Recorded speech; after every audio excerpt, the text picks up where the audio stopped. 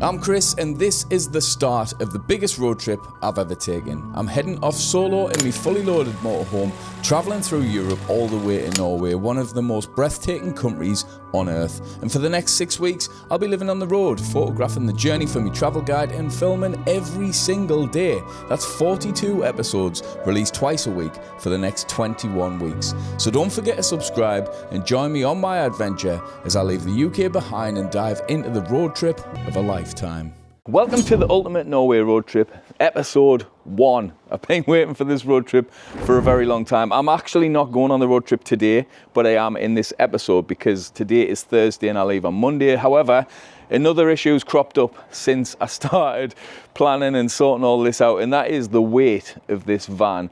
Now, for anyone who's new to the channel, the van is extensively modified, and I'm going to go over everything that's been done to it to kind of explain how I got to this point, and then I'm going to go over the weight issue and how I'm going to get around it. And then later in the episode, it'll go to Monday, which is when I actually head off for the ferry, and then we'll start the actual road trip. So let's go over the van's weight issue first by going through all the modifications that have been done from the front of the van all the way to the back, because there's a few. As someone that primarily travels to Scotland in the winter, where daylight is not really a thing, lighting is a huge thing. So I've got quite a bit of lighting. So we've got the laser lamp utility lamps, we've got the laser lamp triple R Elites, we've got the linear Elite. This is the 24-inch light bar, which is mounted inside the grille as well. These put out a ridiculous amount of light, and I'll show you that now.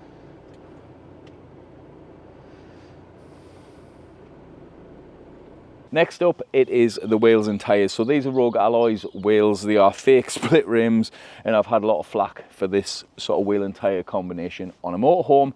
But at the end of the day, I think it looks pretty cool, and that's all that matters. The BF Goodrich all-terrain tyres are the KO2 tyres, and I've put the white writing on the inside because I hate it on the outside. I've ran these tyres on 3 different vans over probably 5 or 6 years, and I've never had any bother with it whatsoever. I'm not sure exactly how much you could see under there, but I have got the VB air suspension semi-air rear, and on the front I've got the FSD struts with the light springs. I did have comfort springs, but the axle weight or whatever wasn't enough, so it was rock hard, so we changed it for the light. Just last week, I had a 40-litre underslung LPG tank fitted. The van is also wrapped. I hate the look of motorhomes as standard. I've tried to achieve a bit of a balance, so it kind of looks still like a motorhome, and not trying to wrap it black and make it look something that it's not, but just trying to make it look a little bit cooler. The electrical system is a little bit of a beast. Again, much more than I actually need. You've heard of the NC 500. It's iconic, stunning beaches, epic scenery, and some of the best roads in the UK, but it only scratches the surface of the Scottish Highlands. You miss out on places like the Cairngorms and even the Isle of Skye. So while I'm away filming in Norway, you can grab all 3 of our best-selling travel guides, the NC 500 Improved, the Ultimate Scottish Road Trip, and the Cairngorms and Highlands, half price in a bundle. That's just £30 for all 3, only £10 per guide. As a YouTube channel, we do not do any sponsored content, brand related content, power bank reviews, or any of that. We only advertise things that we make ourselves, which is why the sales of our travel guides massively are appreciated. They support the production of videos like this, the adventures, the diesel to get to these places, to make videos that hopefully you guys enjoy. To get this discount, head over to the link in the description. Now let's get back to the video. I've got a Multi Plus 2 inverter. I've got 3 330 amp lithium batteries. They're all the Victron ones, so I've got 990 amp hour lithium. You may also notice in there, I've got this. Now this is for the hydraulic self-leveling legs. As you can see, the van is raised quite a bit off the floor. I wouldn't normally raise it this much. This is raised to level. However, normally what I would do is I'll drop the rear suspension down, because I've got obviously the rear air. I can reduce the height of the rear, which means the front doesn't have to be lifted quite as high. The next modification hasn't featured in a video yet because it's just been done, and it is this seat belt base. Now, this version of the van only travels with 2 people in it. And although we still can't go away, say, with the kids or anything, because there's 5 of us in the van and he has now 4. The reason I got this fitted is, as an example, not that long ago, I had to go and pick the 2 kids up from school in a bit of an emergency, and I was in the van, which meant I had to drive all the way past the kids' school to the house to pick up a car to go and pick the kids up, because there's no way of transporting more than 1 other person. And in a bit of a pinch, I wanted that as an option. On to the elephant in the room, which is the weight of this van. First off, the van is a mobile Kia P80/2. It's the manual version, and essentially the weight of it is 3,227 kilograms, which gives us a payload of 273 kilograms. That is the MIRO, which basically is the mass in running order, so you get allowance for a 75 kilogram driver. I'm heavier than that. 90% full of fuel, 90% fresh water tank, an 11 kilogram gas bottle filled to 90%. Yesterday, what I done is I filled the diesel tank up to full. The AdBlue light was on, so I filled the AdBlue up, so that took about 20 litres of AdBlue. Full water tank, which is 120 litres of water, that's a lot. 2 11 kilogram flow gas bottles. I've got a full 40 litre underslung tank that's completely full. It hasn't even been used yet. I've got me drinking water in the fridge. I've got pretty much every bit of clothing I'll be taking. I've got my camera gear, I've got my laptop. Everything in the van is exactly how it would be when I leave. So I was a little bit concerned, and the weight came in at 3,580 kilograms, which isn't bad at all, actually. I was very surprised. I mean, the batteries are about 30 kilograms each. I've got 3 of them. The inverter's quite heavy. Solar panel's heavy. The wheels and tyres are heavier. I think the leveling legs are about 60 kilograms as well. I've added a lot of weight to this van. Luckily, it came with a fair bit of payload, and taking out the old lead acid battery and things like that does help contribute. But ultimately, I am still over. So what I'm going to do is I'm going to run the water tank. I mean, I can be well under that weight just by emptying the water tank, so I'm not really too concerned. So what I'm going to do is I'm going to leave the 2 11 kilogram flow gas bottles here, because in all fairness, when I've had a look, the LPG situation seems fine in Norway, and I can power the water heater, the fridge, that kind of stuff off electric. In all fairness, I always leave the fridge running off electric anyway, because just the solar panels alone will normally power the fridge plus Starlink, which are the 2 things that are running 24/7. That shouldn't really be an issue anyway, so I'm going to get rid of them. By removing them 2 bottles, I'll save 44 kilograms, so that's a lot. There's more than half that I need to lose just off that. I'm also going to take the Xbox out, because let's face it, I ain't going to have time to play on it anyway. And in all fairness, I don't really play on it much. I just seen it in the house lying around and thought I'll put it in the van. So there's 6 kilograms, strangely. I weighed it earlier on. It's quite heavy. And then what I think I'll do, because it is just me, is I'll run the water tank at probably about 25%. I use between 5 and 10% a day with a stop-start shower. It's not that much really, and especially in Norway, water at services and stuff like that is very easily found. What I'm going to save by getting rid of the gas tank, or the 2 gas bottles, the Xbox, and running the water at 25% instead is 115 kilograms. So that'll give me an additional 35 kilograms where I'm actually under the legal limit. Remember, in the UK and in Germany, you do get a 5% leeway, so you actually have 175 kilograms additional, where generally they're not going to be too arsey with you probably at that sort of weight, so there is a little bit of a buffer there. However, from what I've researched, Netherlands, Denmark and Norway don't really have that buffer. Now that the drama of the weight is fixed, it's time to begin the road trip of a lifetime. So now we're going to fast forward a few days from Thursday to Monday, where I'm leaving the house to begin the ultimate Norwegian road trip, heading for the ferry port to get the ferry across to Amsterdam. Good afternoon, it's Monday, it's travel day. I'm excited, but I have got a slight potential problem that hopefully isn't going to be a problem. So when I put Apple Maps on, which is normally what I use now, for the ferry terminal, it said that the Tyne Tunnel is shut. So I went on Google Maps and it said that it's open. And there's about half an hour difference between the two. On the Tyne Tunnel website, it doesn't show whether it's open or shut because the website isn't working. So I'm just going to wing it. I'm going to hope for the best. I'm going to use Google and just head for the tunnel. If it's open, fine, good, all is well. If it's not open, then it's probably about an hour and 45 minutes to get all the way around, which means I'm going to be cutting a fine. I have been doing a few bits and bobs to the van. I'll quickly show you the things I've 3D printed before I do a final sweep and then get on the road. Charging these because I forgot to charge them. 3D printed a little bin full of crap for me editing. I've got my monitor being tied in by the seat belts. I've 3D printed this, which is for my little torch. It's a magnetic. Sits in there nicely. That may come down if this makes noise. 3D printed these two, salt and pepper grinder holder thing, which fit snug with a bit of electrician's tape around the top. They fit in lovely. I've also been putting a handle on here because I'm sick of leaving greasy fingerprints on the mirror, and another little handle which will probably fall off because it's not held on by a lot. Also 3D printed this to hang the rubbish bag on when I'm in the van. I know a place where the sun shines every day, so come with me, I'll take you there, I'll take you there. So I'm on the road heading off. It's been an emotional one. And it seems a bit stupid when I'm just kind of away on an incredible adventure, but yeah, we do everything together, and that's how I would always prefer it, I suppose. So yeah,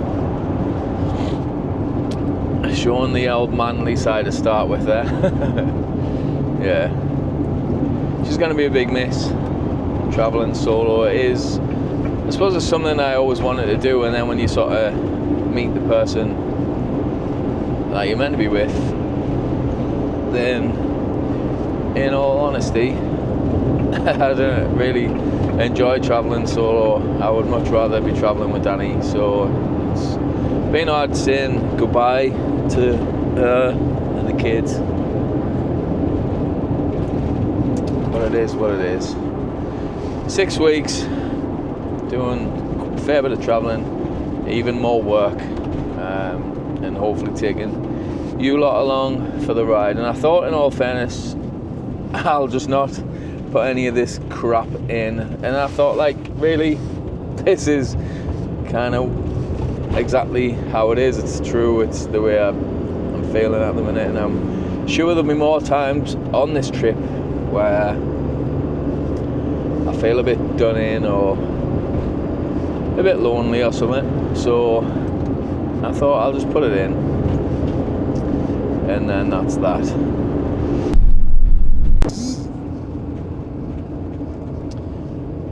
We're kind of adjacent to the tunnel. It's brought us a bit of an odd way, really, through Jarrow and all the rest of it, or Jarrah, which is where I used to work. I haven't been here for years, actually, but it's going to take, it's kind of above the tunnel, and then I have to circle back down and round. So fingers crossed we can get to it. And now we can get through it. I am actually quite a bit more concerned than I was, because realistically now, like, at first I'm like, oh, it'll be close, but if I can't get through the tunnel, it's not just going to be close. I don't know if I'll even catch the ferry, to be honest. And they're not cheap. I'll go over the cost of the ferries and stuff if I remember when I get on, but they're not cheap at all. Oh yes, this car's gone through.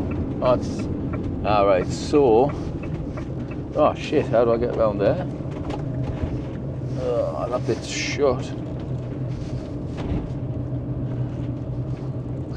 Oh no. This way, the way I would have went into the tunnel, is actually shut.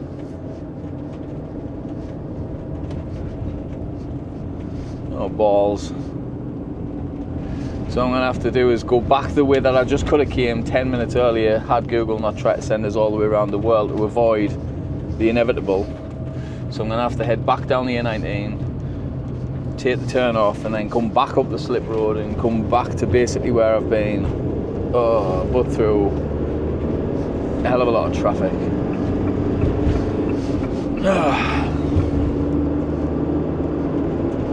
Not ideal.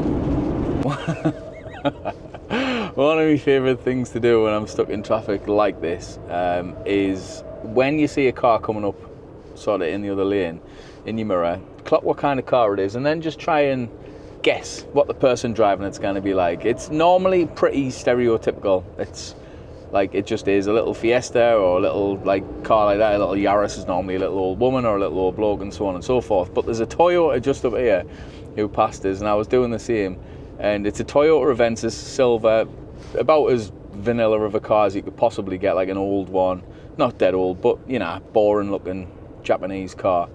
And then the bloke driving it has got his entire face pierced. He's just got like hoops in his nose, he's got them in his lip, he's got like the big holes in his ear, he's got a chain gang from, I think it went from his ear down to somewhere else. He's got like this, what looks to be like chainmail like vest thing on. I'm coming past him, I'm not going to show you him because I think that's a bit wrong.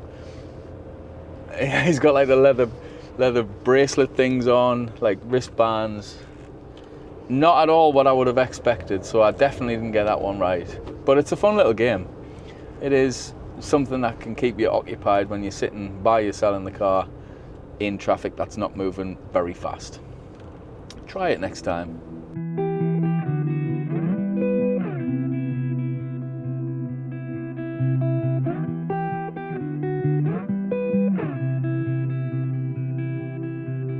I've got 5 minutes till I'm there.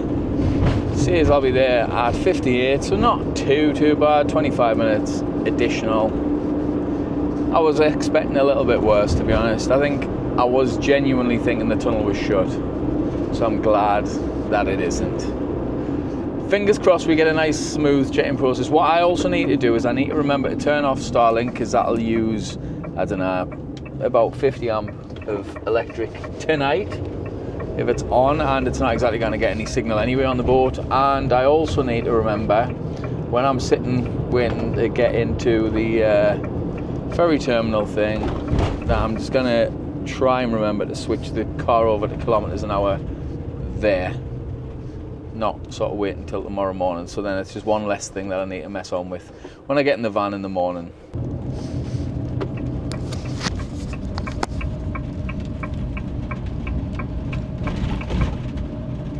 We're at the ferry terminal. We made it on time. It's currently 3 o'clock, pretty much bang on. So we've got an hour till the last check-in is. There's a load of them standing down there at the sort of check-in or check your car or customs bay or whatever it is, like a security thing. And like I say, the last time I was checked, and I suspect that I will be checked again. If I was going to be checking people, in all fairness, I'd probably be checking campervans and motorhomes. So I do suspect I will be one of the lucky number of people that get checked. So I'll grab my passport out and my ticket, because they're probably going to need that. I've printed stuff out. It's not like me, but I thought I'd just print it, because then I've got it. You know what I mean? I didn't want to have any issues, like if I lose my phone and everything's on my phone. I didn't suspect I'm going to lose my phone, but you never know, do you? I will try and leave the camera on while I'm at the little check-in thing, and when I'm driving through the little check your van bay. So we'll see how that goes, eh? Hey mate. Hello, mate. Just your passport. Just passport. Cheers.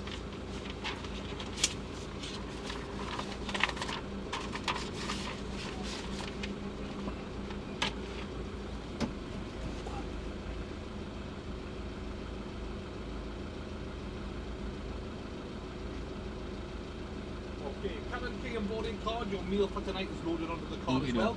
Keep that together for security and head straight down for us. Thank you, mate. Cheers. Well, that was painless. Get that in before I start heading down. Let's see if we get stopped, shall we? I think I'm going to, though.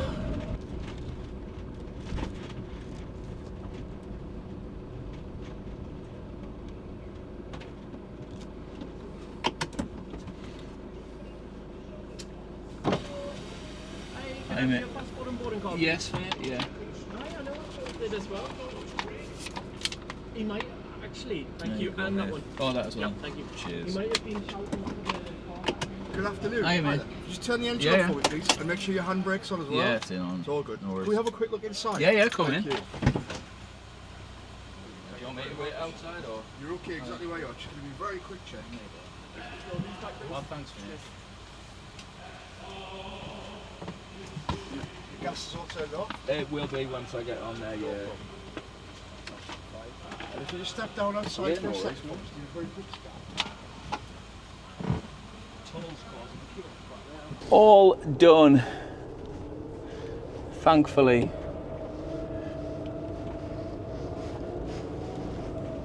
So, I think, I don't know if he's pointing at us to go somewhere else or whatever. But oh, not a bad little check. To be fair, last time they were proper raking bits and bobs out. So this time they didn't, which is good. I do need to turn the gas off though, so I'll get that shut off. I ain't got anything running on gas, to be honest, so everything's connected to the lecky, but I need to make sure.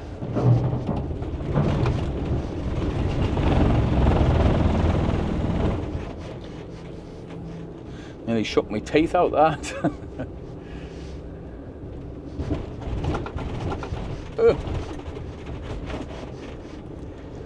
Oh, there's a lovely truck there. Who's that? Proper trucker Tim looking thing. Beautiful. And there we go. I'm going to pull these wing mirrors in just so people can actually get past.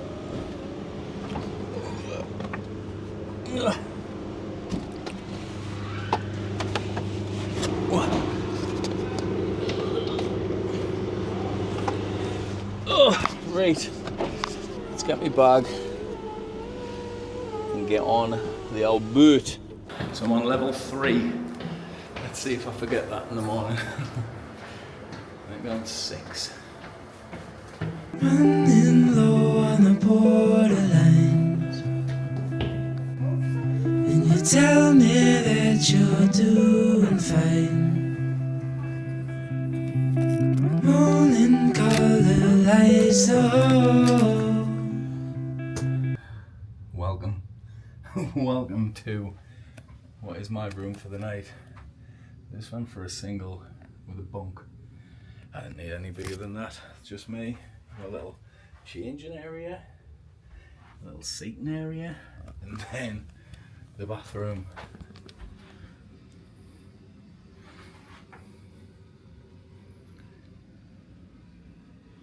I didn't need no else, do I? That'll do.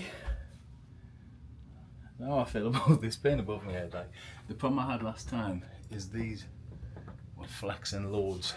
So I've got some earplugs this time. As you can tell, it's not the most glamorous thing in the world, and it isn't the cheapest either. So what I paid for this one is, for the motorhome, mine's classed as a smaller motorhome, under 7 meters, it was £230. Then this cabin, this specific one, this is just one way as well, it was £136. I paid £38.50 for a 2-course a la carte meal, and then the service charge is 28 quid. So in total this cost £432.50, but there's also an additional cost really, because obviously there's not any signal really anywhere on here, especially when you're in the middle of the sea. So to pay for the Surf Large package, which is essentially a 24-hour one device, it's €17, so about another 14-15 quid. The problem I've also got is I can't get on my online banking to get my card number. Wait, oh, I need to get up on the deck somewhere so I can go and get some Wi-Fi and sort this out. I'm gonna do that first.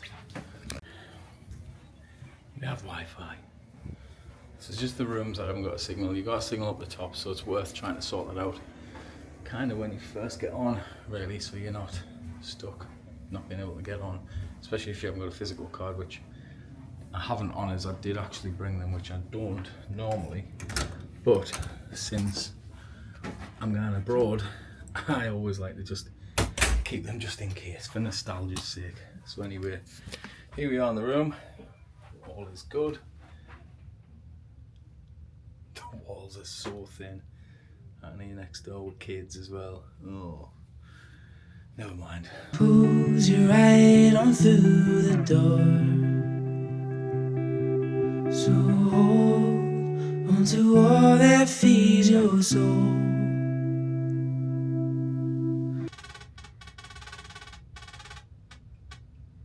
I've been sitting editing this video for less than half an hour, I would say, and I've just gotten a text message saying welcome to Maritime or whatever. So we must just be getting to the point where we're actually in the sea now, and the boats are all over the place. The door's been swinging about. I feel sick as a dog already. I've got my meal booked, I think. I don't know if it's 6 or half 6, but I can't even be chewed, to be honest. I ain't feel hungry. What time is it booked for? It's booked for 6 o'clock. It's only 5:10. I had a couple of little Morettis before we set off. This is not good, this. I think I'm gonna have to end the video there. I feel sick as a dog.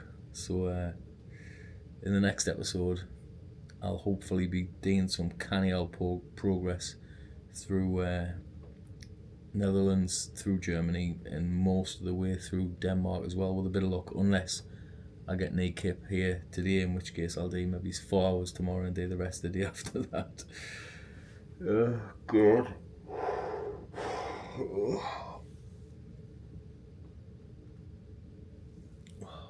I hate ferries. The worst thing as well is obviously the bed. So the boat's going like sort of that way, but the bed's across, so I'll be rolling from side to side again, man. I had the same last time, and then that keeps up there, that keeps making noises as well. It's going to be a long night.